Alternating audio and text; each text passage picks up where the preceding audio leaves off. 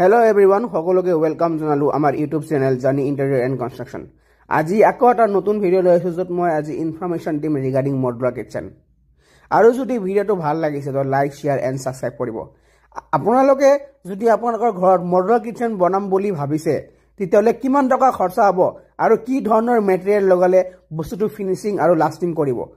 আমি modular kitchen বনালে waterproof ply use কৰিব লাগে 304 গ্ৰেডৰ বাস্কেট অৰেলস টেন্ডম বক্স আৰু লেমিনেটৰ জাগাত আমি এক্ৰেলিক লেমিনেট নহলে পিভিসি লেমিনেট ইউজ কৰিব লাগে আৰু ইনাৰ মাইকাবোৰ যিমান পাৰা যায় 0.8 या 0.75 mm ৰ ইনাৰ মাইকা পেস্টিং কৰিব লাগে।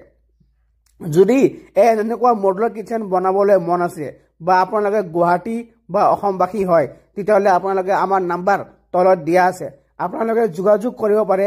আমি অল ওভাৰ আসাম প্ৰভাইড কৰো সাৰ্ভিস।